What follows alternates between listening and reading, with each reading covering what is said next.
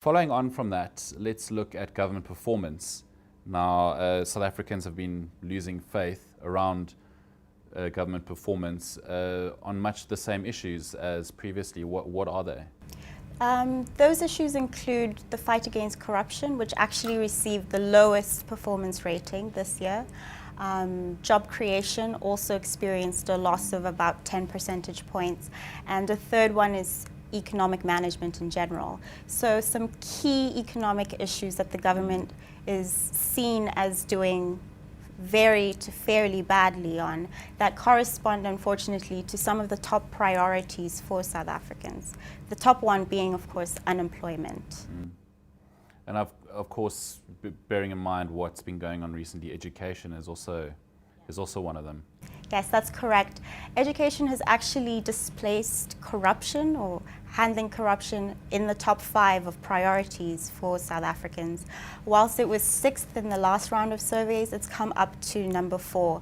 Now, actual government performance or perceived government performance was fairly high, above 50% when we surveyed in August and September, but it remains to be seen that's always the issue with surveys. What would South Africans say today, given what's happened very recently in the higher education sphere?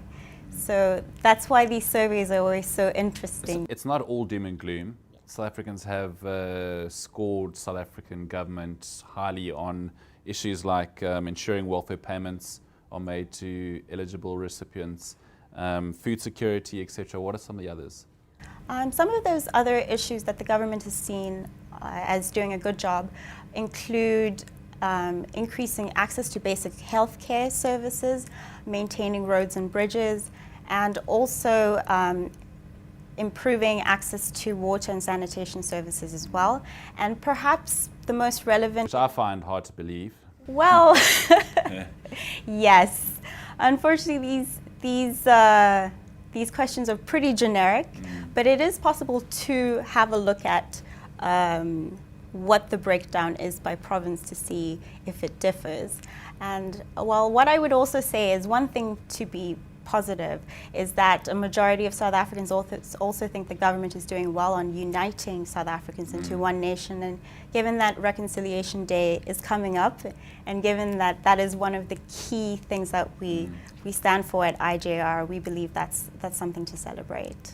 Okay, and then finally, let's look at provincial leadership, some of the data that came out there. South Africans, more than half of South Africans seem to approve of their premiers, and the most satisfied province, surprise, surprise, is the Western Cape. How much can we read into those numbers?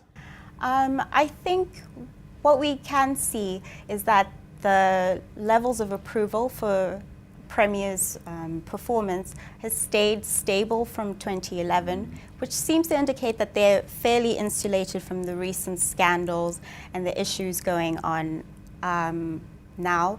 But it is important to note that 53% is just over half. So there are provinces in which people are not satisfied with their provincial leaders. And like you said, what we've seen is that the DA-led Western Cape has the residents with the highest level of approval for their provincial leaders' performance, whilst we found significantly lower levels in other provinces. So I think what that indicates is that all parties, not just the ANC, can take those figures into account when planning for next year's elections, because those are local level elections in which South Africans directly elect their leader. So it's very important for them to consider what these areas that the South African government is seen as doing well and not so well in order to shape their policy. And based largely, I'm sure, on things like service delivery. Exactly. Okay, thanks very much for your time. Thanks so much for having us. Cheers.